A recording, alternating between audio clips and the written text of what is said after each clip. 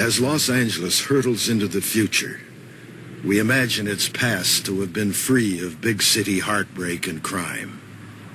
Far from it.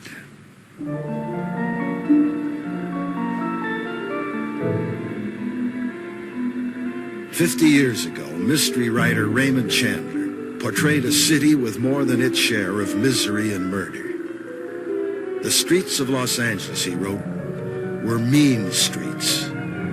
Out there in the night of 1,000 crimes, people were dying, being maimed, cut by flying glass. People were hungry, sick, bored, desperate with loneliness or remorse or fear, angry, cruel, feverish, shaken by sobs. A city no worse than others, a city rich and vigorous and full of pride, a city lost and beaten and full of emptiness."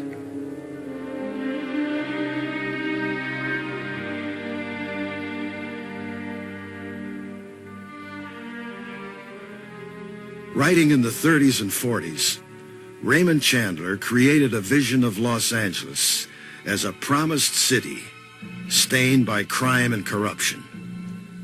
And the crooks weren't just in the streets. They had the police department on the take. They called the shots in City Hall. Attorney Grant Cooper was there. Raymond Chandler was right. The city of Los Angeles was, at that time, was as corrupt as any city in the United States, and that includes Chicago. Here comes the real rough lad. Shouldn't skate the hill, 'cause even Michael turned bad. Here comes the real rough lad. Shouldn't skate the hill, 'cause even Michael turned bad. Here comes the real rough lad. Shouldn't skate the hill, 'cause even Michael turned bad. Here comes the real rough lad. Shouldn't skate the hill, 'cause even Michael turned bad. Now for years I've been trying to show the skills, so I can do my thing with wifey and start knocking on some bills and hit my peoples in the head like yo pal, so they can say Mr. Cheek shit, a real nigga representing. Now I lived out in Queens, man, for years. I'm seeing brothers killing brothers, man, that means more tears. Every day I'm trying, I see my niggas dying, and I'm asking Mom Dukes, why you crying? I got a little man, my little man is getting older. I wipe my wifey's eyes every time she cries as I hold her. It's tough coming up as a young black man, understand. See, the world is ran by the clan, just like Tondo, cherry with cheese. And it seems like a stand when they bring in the keys. Well, I guess that's the way that it is. It's time for Mr. Cheeks and Lost Boys to get biz and get this legal drug. Here comes the real rough lad. Shouldn't skate the hill, 'cause even Michael turned bad. Here comes the real rough lad. Shouldn't skate the hill, 'cause even Michael turned bad. Here comes the real rough lad. Shouldn't skate the hill, 'cause even Michael turned bad. Here comes the real rough lad. Shouldn't skate the hill, 'cause even Michael turned bad. I heard this nigga went crazy on the train. At first I thought he was nuts, but at the same time I feel the pain. Cause another nigga's dead on the streets over dumb shit. Like, nigga, where you from shit? It bothers me all the norm, I stand tall with my back against the wall, with my hand on my forearm. Hey yo, what about the world, Ty? The world seems to bug me, don't know who wants to kill me, don't know who wants to love me, man, listen. I'll be keeping peace in my heart, but if shit hit the fan, I rip shit apart. I'm not with the beef and emotion, I'd rather smoke chalk and drop a fat ball around the ocean. I maintain, keep myself up the par, falling no appetite for, 'cause every critic love a falling star. And on the real kid, it ain't nothing funny, freaky time, every fair, 94, legal drug money. Here comes the real rough lad. Shouldn't skate the hill, 'cause even Michael turned bad. Raising the real Real rough lad. Shouldn't skate the hill, 'cause even Michael turned bad. Here comes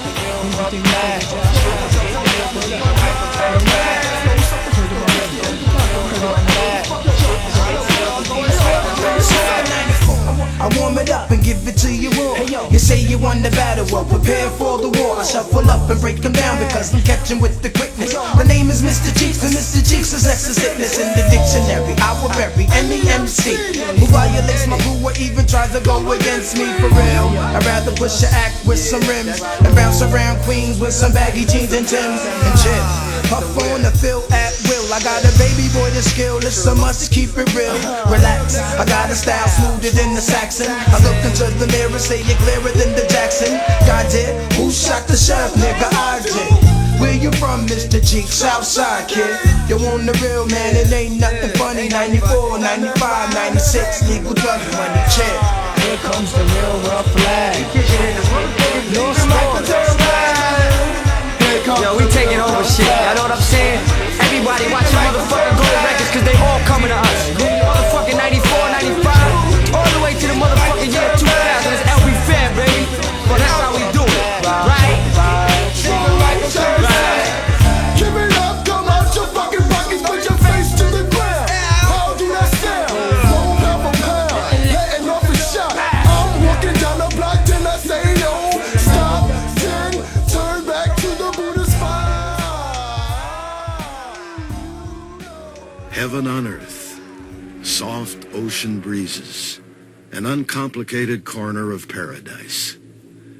In 1930, the Los Angeles Chamber of Commerce, the nation's first, proclaimed the city's delights.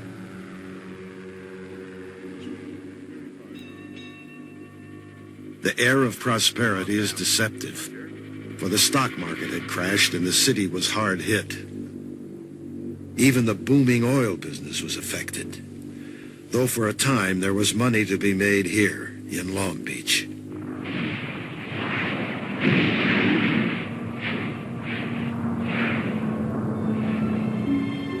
The staff of the Dabney Oil Syndicate. In the back row, far left, an urbane English-educated executive in his early 40s. Though an excellent administrator, he was a hard drinker.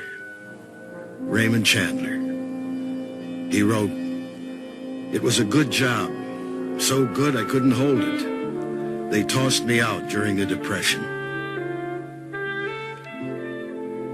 In the city directory, Chandler and his wife listed a new address in Hollywood. Jobless and at loose ends, he listed what he hoped would be a new occupation, writer. He weathered the worst of the Depression at the El Pueblo Apartments. He later wrote, "I went 5 days without anything to eat but soup once. It didn't kill me, but neither did it increase my love of humanity."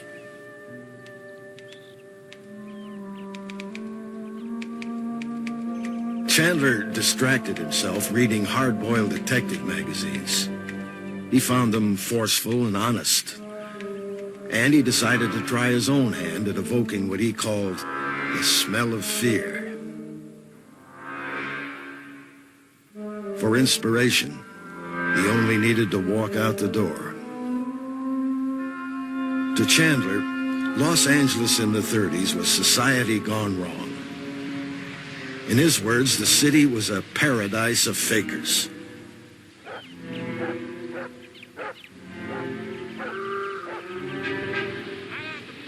Behind its placid facade, he saw the place to be populated by dope fiends, smut peddlers, schemers in low places and high, crooked cops and crooked politicians. Though the sun might shine and the warm breezes blow, Los Angeles was haunted by corruption, and not infrequently death.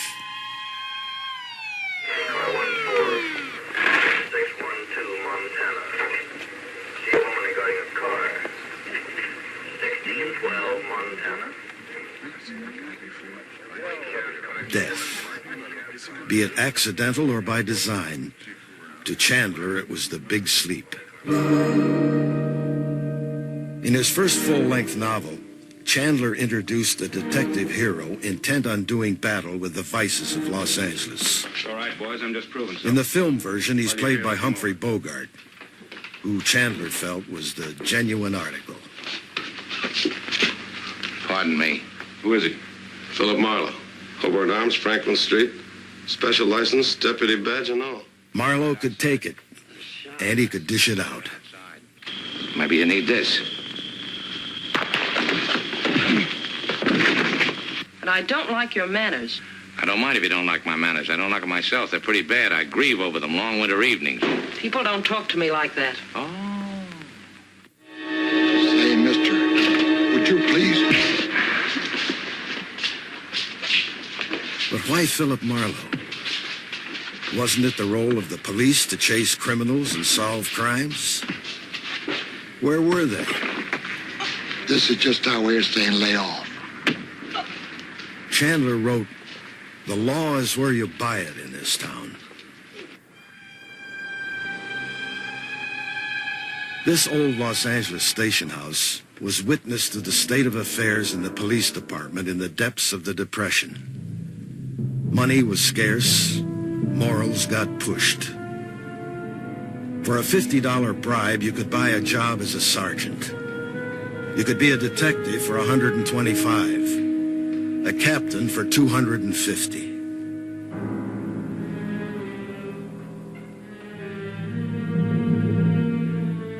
The force was under the command of Chief James Davis, Two Gun Davis. In some respects, his men were good, reasonably honest cops. They effectively tracked down major criminals.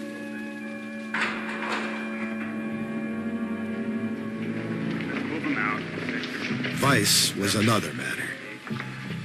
Quite a show was made of raiding brothels and collaring bookies. Roundups made the newsreels. George Howe, alias John Wynn, alias A.E. Stone. Yet they were soon back on the street. Even in the shadow of City Hall, Vice flourished. Ace crime reporter for the City News Service, Jake Jacoby, worked the downtown beat. There was about 50 bordellos, probably more. I wasn't too familiar with them because I didn't inhabit them. But, you know, as a newsman, you'd get word, there's one here, there's one there. How come they don't take action, this kind of thing. I have issued orders to all members of the police department of this city to bring in every reckless driver, drunken driver. Police Chief Davis. He took a hard line on traffic violations, but he looked the other way when it came to the payoffs made to the police by madams and hundreds of bookies. I would say they're on the take a bit.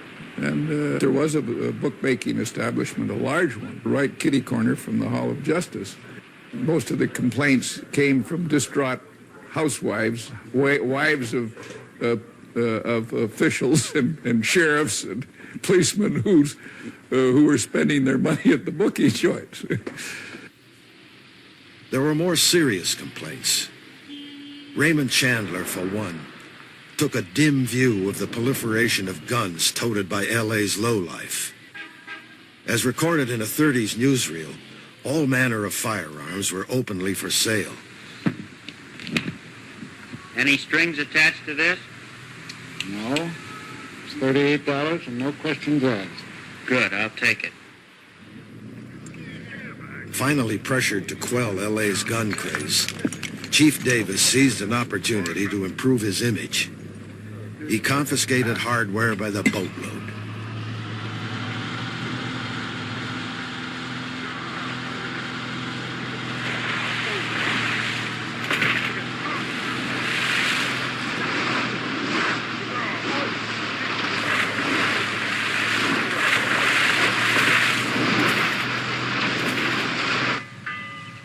If there was a symbol of wide-open L.A. in the 30s, it was the score of gambling ships anchored off Long Beach and Santa Monica. The Rex was the most famous. Water taxis took customers on a fast ride to just beyond the 3-mile limit, beyond the reach of the law. After an occasional pat-down to make sure they weren't packing heat, they were free to give Dame Fortune a whirl. There was roulette, tango, craps, faro, and blackjack.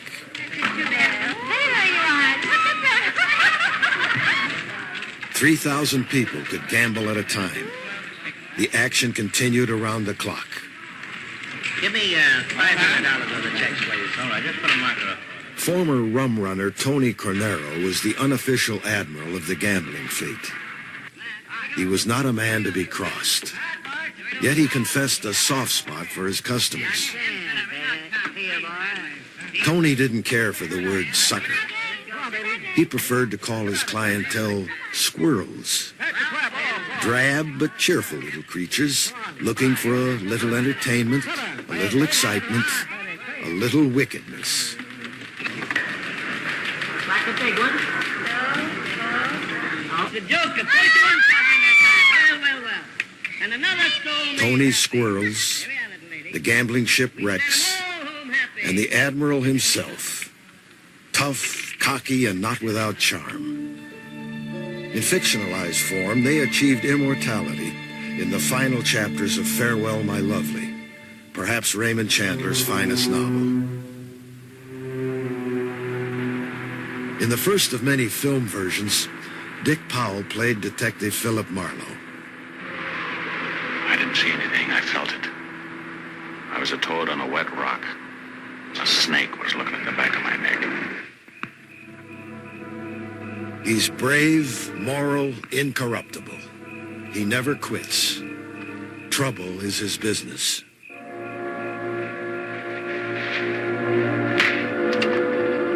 I caught the blackjack right behind my ear. A black pool opened up at my feet. I dived in. It had no bottom.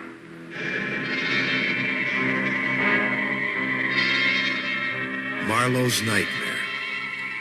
Pursued by an evil force, he's caught in a maze of crime and deceit. A mirror of Chandler's perception of Los Angeles.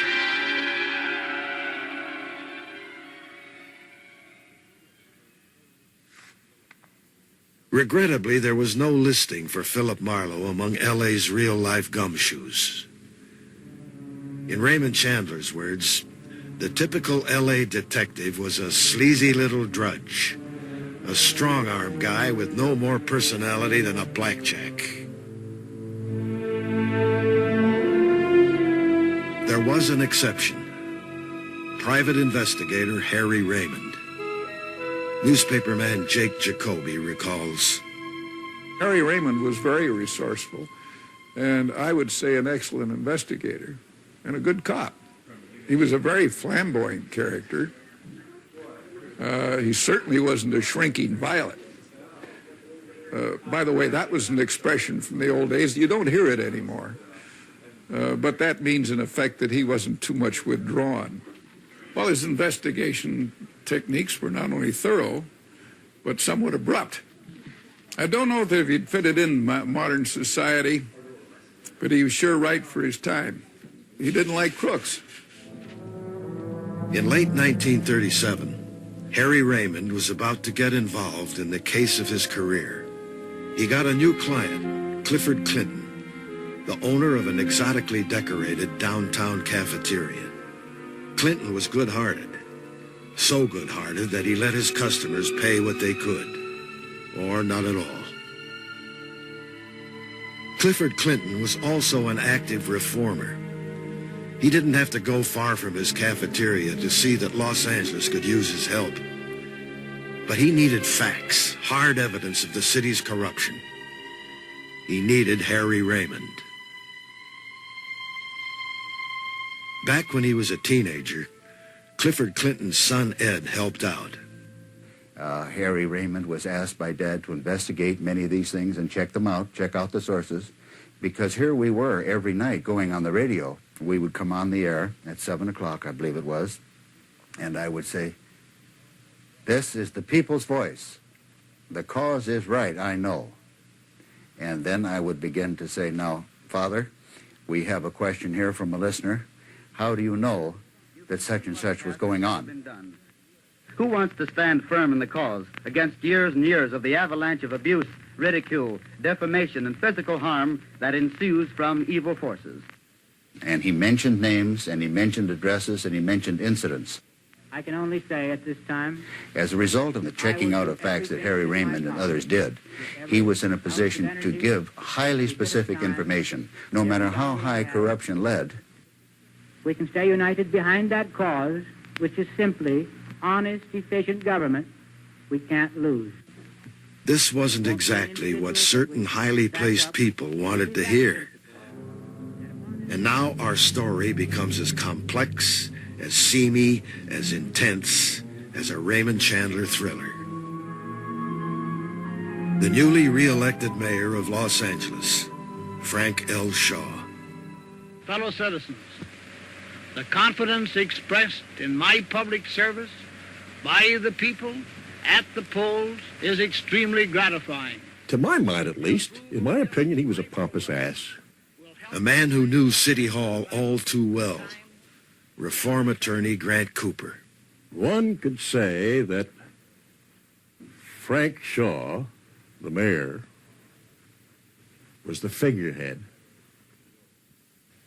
and his brother Joe did all of the dirty work behind the scenes.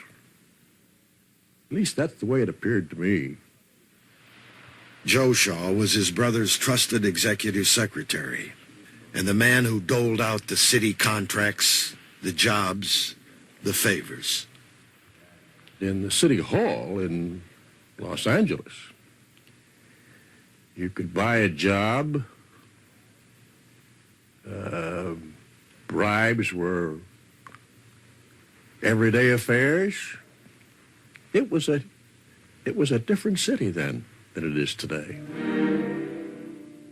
In late 1937, aware that Detective Harry Raymond was sniffing around City Hall, Joe Shaw got nervous. He was in touch with less than perfect Police Chief James Davis. In turn, Davis had under his command the final player in our real-life drama, Earl Kynette, the shadowy head of the L.A. Police Intelligence Unit. On behalf of the Shaw administration, Kynette took it upon himself to cool down Clifford Clinton and his overly inquisitive detective Harry Raymond, even if it meant playing rough. October 27th, 1937. The Clinton children were tucked in for the night. And at 12 midnight, we heard a tremendous crash. So we all three ran downstairs, and we saw coming up from the basement all this black smoke. So we ran to the corner, as kids always had wanted to do, to the firebox on the corner, broke the glass and pulled the switch, and before you know it, the firemen were there. But we saw that the whole basement and part of the kitchen and part of the main floor were destroyed. And they found that there had been a bomb planted in the basement of the house. Well, just a few minutes after the bombing occurred, Dad received a phone call, and the person on the other end of the phone said, "Well, how did you like the little puff you just had? If you think that was something, just keep your nose in this business where you don't have any place and see what happens next." A quiet neighborhood in Boyle Heights, the home of Detective Harry Raymond. As his investigations for reformer Clifford Clinton continued, he was put under surveillance by the Los Angeles Police Intelligence Unit. Across the street and up an alley, they rented a spy house.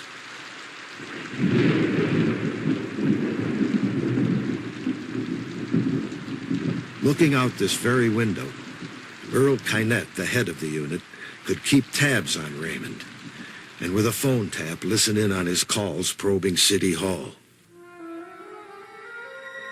January 14th, 1938. Harry Raymond's wife was fresh out of eggs. Shaved and dressed for the day, Harry volunteered to run by the market. He grabbed the keys and headed for the car. Got in, stepped on the starter.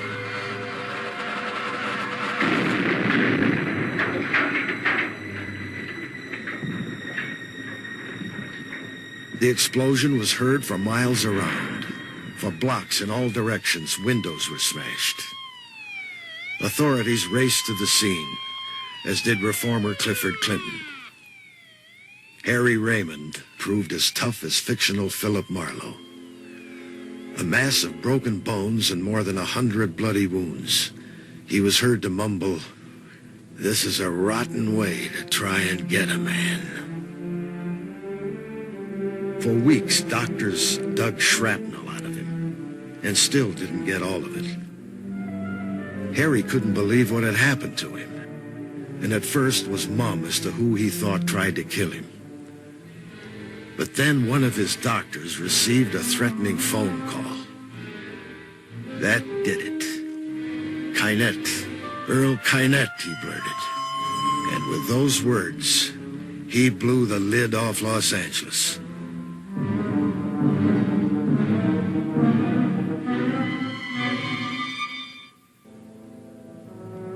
The trial was sensational. Taken to the Hall of Justice in a wheelchair, Harry Raymond was cheered on by crowds shouting, "Stay in there, Harry. Tell them all of it, Harry. Good luck, Harry."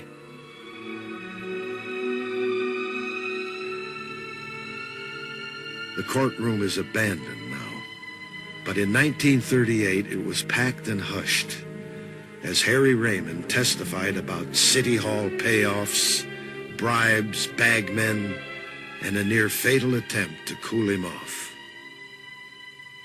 It didn't look good for Earl Kynette. In desperation, he attempted to impress the jury by improving his appearance with glasses and a mustache. It didn't work. The evidence mounted. He was even identified as the buyer of the bomb's detonating wire. In the final days of the trial, Police Chief James Davis took the stand, couldn't get his story straight, and dug Kynette in even further. People against Earl E. Kynette and others. Are the defendants ready for sentence at this time? Defendants are ready, Your Honor.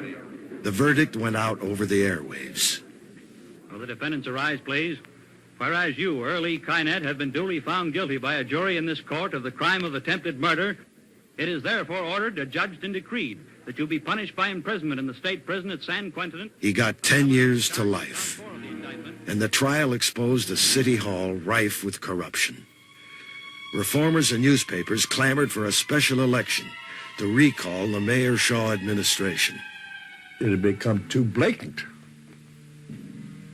And newspapers don't like the reputation of the City of Angels to be dragged in the dirt and the mire. So Fletcher Barron was elected on the recall. And from that, the walls came tumbling down gradually. Grant Cooper now and then as campaign manager for L.A.'s reform mayor, Fletcher Barron. He threw the rascals out because, by God, he threw them out like a bouncer does. You see him in the movies. Barron's takeover was truly remarkable. For the first time in American history, the mayor of a major city and all his cronies were run out of office.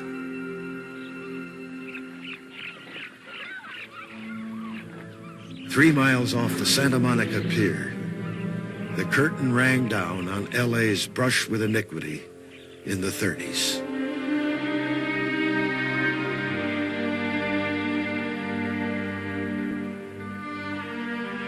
In a decade, the wrecks and other gambling ships had cashed in on over 12 million visitors. But now the time had come for Admiral of the Fleet Tony Cornaro to pack it in. These visitors were from the State Attorney General's office, and they too couldn't wait to get to the slot machines and the gaming tables.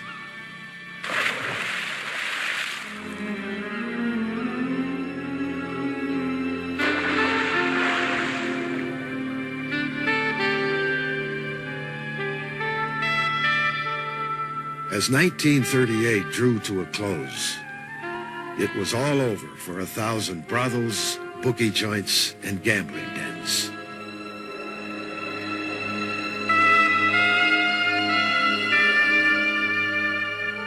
there had been trouble enough in Angel City. Which all goes to show that when writer Raymond Chandler pitted his detective hero against a corrupt and criminal world, he didn't have to dream it up.